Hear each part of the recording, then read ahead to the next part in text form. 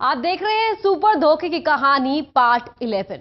लगातार हम आपको दिखा रहे हैं किस तरीके से खूबसूरत घर का सपना दिखाकर बिल्डर एक आम आदमी को ठगने का काम करते हैं। किस तरीके से वो जाल बिछाते हैं, फैलाते हैं और फिर आपको ठग लेते हैं आप ही की आंखों के सामने। तो प्रॉपर्टी बाजार में इन्वेस्ट करने से पहले क्या कुछ सावधानियां आपको बरतनी चाहिए, क्या कुछ एहतियात बरतना जरूरी है, ये दिखाते हैं आपको।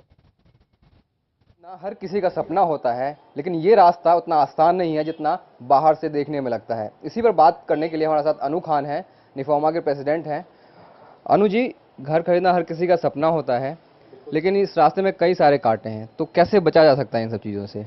देखिए, घर खरीदने के लिए एक सपना देखता है लोग। जब से जीवन उसका स्टार्ट होता है तब से बड़ा होता है, धीरे धीरे सपना देखना चालू कर देता है। बच्चे होते हैं, फिर बीवी को सपना दिखाता है। फ्लैट खरीदने से पहले कई सारी चीज़ें देखनी चाहिए। एक तो प्रोजेक्ट का लेआउट, लेआउट अप्रूव है या नहीं है। उसके कागज़, कागज़ के लिए बोलता है कि हम आपको दिखा देंगे, ये कर देंगे, वो कर देंगे, आप बुकिंग करा लो, आप 20,000 से करा लो, 50,000 से करा लो। उससे बोलो नहीं, हम पूरा पैसा देंगे, जो 10% बुकिंग अमाउंट है हम आपको देंगे, आप पहले मुझे पूरे कागज़ आप दिखाओ। कागजात में किस तरह के कागजात होने चाहिए? उसके पास जो उसने अगर अथॉरिटी से ज़मीन को परचेज किया है तो उसके पास अथॉरिटी से परचेज के कागज़ होने चाहिए। क्योंकि होता क्या है आजकल कि आप देखेंगे, ज़मीन बिल्डर को मिली नहीं, ज़मीन बिल्डर को मिली नहीं है। उन्होंने बातचीत स्टार्ट किया अथॉरिटी से कि हम इस जगह प्रोजेक्ट बनाएंगे और ज़मीन मुझे इतनी दी जाए, इतने स्क्वायर फीट दी जाए। वो क्या करता है, उधर स्टार्ट करता है बातचीत, इधर वो प्रोजेक्ट अपना लॉन्च कर देता है और प्री लॉन्चिंग में आपको बुक कर देता है, जबकि उसके पास कोई ज़मीन नहीं है। होता है कि अगर ज़मीन नहीं मिली तो वो सारे फ्लैट बायर फंस जाते हैं। तो आपको सबसे पहले तो जो उसके कागजात हैं वो देखने चाहिए। आरटीआई का आपको सहारा लेना चाहिए। अगर आपको कहीं लगता है कि ये चीज़ गड़बड़ है तो आप आरटीआई डाल के अथॉरिटी से पूछ सकते हैं कि इसका अप्रूवल है कि नहीं है, प्रोजेक्ट इसके नाम से है नहीं है। वो आपको बहुत सारी चीज़ें आरटीआई के माध्यम से आपको मिल सकती हैं। कई बार ऐसा होता है कि जब कोई प्रोजेक्ट फंस जाता है या फिर किसान उस प्रोजेक्ट को लेकर कोर्ट में चले जाते हैं, फिर फैसला आने के बाद भी कई कैंसिलेशन का मामला सामने आता है। उस दौरान अक्सर जो है वो बिल्डर्स कहते हैं कि आपको हम इस दूसरे प्रोजेक्ट में शिफ्ट कर रहे हैं। तो इस समय लोगों को कैसी सावधानियां बरतनी चाहिए? आपको उसके लालच में नहीं आना है। और दूसरा, अगर वो कहता है मैं शिफ्ट आपको दूसरे प्रोजेक्ट में कर रहा हूँ, ठीक है, तो उसको वर्बली वो बोलता है कि मैं आपको शिफ्ट कर दूंगा, आपके फ़ोन पे मैसेज कर दिया उसने कि मैं आपको शिफ्ट कर रहा हूँ। ऐसा नहीं, उसको बोलो ठीक है आप शिफ्ट कर रहे हो, मुझे एग्रीमेंट बना के दो। कोर्ट का इस तरह के मामले जो सामने आ रहे हैं उसके बाद लोगों के दिमाग में एक ही चीज़ आता है कि हमारे पास कोर्ट का रास्ता है। तो क्या सिर्फ यही एक रास्ता है या फिर उससे पहले भी इस तरह के मामले जो हैं वो सॉल्व हो सकते हैं? बिल्कुल सॉल्व हो सकते हैं। देखो, आपके पास रास्ता है कि आपको अपने हक के लिए ये लड़ाई लड़नी चाहिए। चाहे आप धरना प्रदर्शन करके लड़ें, पहले तो आपके पास विकल्प बचता है कि आप उसकी बात धरना प्रदर्शन करके उसके ऑफिस जाएं, बातचीत करें। नहीं मानता है तो आप वहाँ पर धरना प्रदर्शन करें, भूख हड़ताल करें।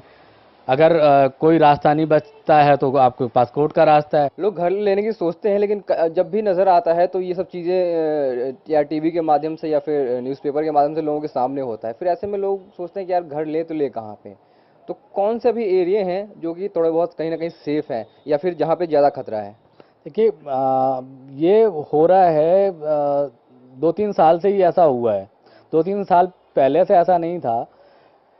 एक्चुअली बिल्डर के मन में जब से ये लालच का भूत घुस गया है तब से ये प्रॉब्लम स्टार्ट हुई है। नोएडा एक्सटेंशन बनने के बाद जब ये प्रॉब्लम स्टार्ट हुआ है, उस समय से रेट जब डबल से तिगने रेट हो गए हैं, तब से ये प्रॉब्लम स्टार्ट हुई है। ज़्यादा पैसा मुनाफा कमाने के चक्कर में ये सारी चीज़ें हो रही हैं। ऐसा नहीं है कि आपका इंदिरापुरम भी बना हुआ है, क्रॉसिंग रिपब्लिक भी है, वहाँ भी बिल्डरों ने कोई प्रॉब्लम नहीं है। गाजियाबाद में कोई प्रॉब्लम नहीं है। नोएडा एक्सटेंशन में भी कोई प्रॉब्लम नहीं है। कुछ एक दो चार एक बिल्डर हैं, उनकी वजह से ये प्रॉब्लम होती है कि सभी को उसका खामियाजा भुगतना पड़ता है। अगर एक बिल्डर गलत कर रहा है तो वो सभी बिल्डरों के ऊपर जाता है। तो ऐसा नहीं है। नोएडा एक्सटेंशन में कुछ एक एरिया है जो एक पतवाड़ी है और बिसरक साइड के कुछ एरिया हैं जहां प्रॉब्लम हमेशा शुरू से रही है और अभी तक ख़त्म नहीं होती है। वहां के फार्मर ही कोर्ट जाते हैं, तो ऐसा नहीं है पूरा नोएडा एक्सटेंशन प्रभावित नहीं होता है उस सारे केस में। तो बहुत सारी जगह हैं जहां वो इन्वेस्ट कर सकता है। तो बहुत सारी जगह हैं जो इन्वेस्ट कर सकते हैं, और ये वो कुछ बातें हैं जिनका ध्यान रख के कहीं ना कहीं आप अपने घर का सपना ना सिर्फ सजो सकते हैं बल्कि पूरा भी कर सकते हैं। कैमरा पर्सन संदीप नामुंडा के साथ Vaidyanath Jha, total news, Noida. Real estate हमेशा से ही बूमिंग इंडस्ट्री रहा है क्योंकि इससे लोगों के सेंटिमेंट्स जुड़े हुए होते हैं। ये एक इमोशनल नीड तो है ही क्योंकि हर कोई चाहता है कि उसका खुद का घर हो। दूसरे शब्दों में कहे तो रियल एस्टेट वो सेक्टर है जो बहुत तेजी से आगे बढ़ रहा है। ऐसे में अगर आप घर खरीदने की प्लानिंग कर रहे हैं तो आपको कुछ और बातें जरूर मालूम होनी चाहिए।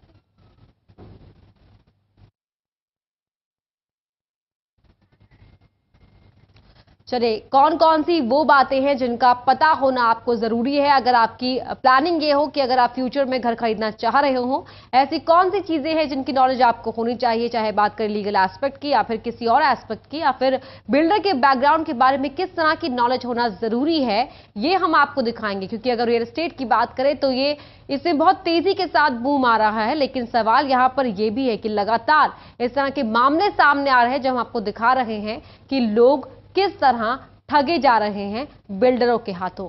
सपने दिखाए जाते हैं कि एक खूबसूरत घर उन्हें मिलेगा कुछ सालों के इंतजार के बाद, लेकिन जब इंतजार खत्म होने की दहलीज पर ग्राहक आता है तो फिर उसे या तो किसी और फ्लैट का कागज थमा दिया जाता है या फिर उसके सपनों को चोट इस तरह पहुंचती है कि उनके जो फ्लैट का अलॉटमेंट ही कैंसिल कर दिया जाता है। तो बिल्डरों के इस जाल से किस तरह आप बच सकते हैं ये भी हमने आपको दिखाया। एक्सपर्ट ने आपको बताया कि आप आरटीआई की हेल्प ले सकते हैं, लेकिन साथ ही घर बुक कराने से पहले किस तरह की नॉलेज होना जरूरी है ये भी हम आपको दिखाएंगे। लगातार ये सीरीज हम सिर्फ आपके लिए ही लेकर आए हैं, आपको जागरूक करने के लिए ही लेकर आए हैं।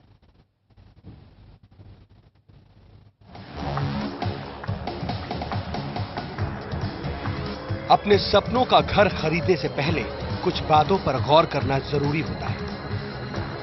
सबसे पहले तो ये तय कर लें कि आप किराए के मकान में रहकर खुश हैं या फिर अपने मकान को खरीदने को तैयार हैं। ये फैसला आपको अपनी आर्थिक और मानसिक दोनों हालातों को ध्यान में रखकर लेना चाहिए। सबसे पहले ये समझ लीजिए कि किराए के मकान और खुद के मकान में क्या फर्क है। कहां पैसा लगाना आपके भविष्य को सिक्योर कर सकता है। अगर पिछले साल बाजार के रुख पर किए गए सर्वे पर नजर डालें तो सरकार ने पहली बार मकान खरीदने वालों का प्रोत्साहन बढ़ाने के लिए बहुत कम कदम उठाए। इसकी वजह से होम लोन लेने वालों की संख्या में तेजी से इजाफा हुआ। होम लोन पर एग्जेम्पशन लिमिट 1.5 से बढ़ाकर 2.5 लाख कर दी गई। इसके बाद से साफ हो गया कि मकान खरीदना अब भावनात्मक निर्णय नहीं रह गया, खासतौर पर उन लोगों के लिए जो पहली बार मकान खरीदने जा रहे हैं। पिछले कुछ महीनों में रियल एस्टेट में कीमतों में गिरावट के चलते मकानों की जमकर बिक्री हुई, और उन कीमतों पर जिन्हें एक मध्यम वर्गीय व्यक्ति वहन कर सके। क्रीडाई की रिपोर्ट के मुताबिक 30 लाख से 60 लाख के बीच की कीमतों की सबसे ज्यादा सेल पिछले साल हुई है। इसके अलावा सरकार द्वारा लाए गए नए नियमों, सिंगल विंडो क्लियरेंस, पारदर्शिता, टैक्स में छूट और व्यक्तिगत व्यवहार के चलते इस सेक्टर में और भी बूम आने की संभावना है। मकान खरीदने वाले लोग अपनी पसंदीदा जगह पर मकान खरीदना ज्यादा पसंद करते हैं और इसका उन्हें बड़ा लाभ भी मिलता है। अगर भविष्य की बात करें तो मकानों की कीमतों में अगले 3 सालों में जबरदस्त इजाफा होने वाला है। ऐसे में बेहतर होगा अगर मकान खरीदने के बारे में सोच रहे हैं तो स्मार्ट तरीके को अपनाएं। अगर आप किराए पर रह रहे हैं और आपको मकान मालिक की झिकझिक सुननी पड़ती है और तो और किराया भी हर साल बढ़ता जाता है, तो सबसे पहले ये कैलकुलेट करिए कि अगले 3 साल में आप कितना किराया देंगे और फिर आप अपनी ईएमआई को कैलकुलेट कीजिए। उसी के आधार पर आप अपना फैसला लीजिए। आने वाले बजट और चुनाव के चलते आने वाले समय में लोग मकान का किराया देने के बजाय ईएमआई देना ज्यादा प्रेफर करेंगे, क्योंकि एक तरफ लॉजिक है और दूसरी तरफ सेंटिमेंट। अगर बिल्डर्स की बात करें तो वो आपको आपके बजट में मकान खरीदने के कई ऑप्शन देते हैं। छोटा ही सही अपने बजट के हिसाब से आप अपना घर खरीद सकते हैं और ये किराए के घर से बेहतर ऑप्शन होता है। क्योंकि वहां साल दर साल पैसा देने के बाद आपको कोई भी रिटर्न नहीं मिलता। लेकिन प्रॉपर्टी छोटी हो या बड़ी, निवेश करने से पहले अच्छी तरह जानकारी जुटाना भी सबसे ज्यादा जरूरी है।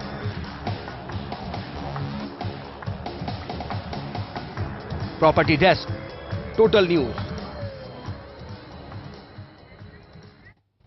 तो सुपर धोखे की कहानी में आज के लिए बस इतना ही, लेकिन टोटल न्यूज पर खबरों का सिलसिला लगातार जारी है। रुक रहे हैं एक ब्रेक के लिए, लेकिन ब्रेक पर जाने से पहले डालते हैं एक नजर अब तक की बड़ी खबरों पर।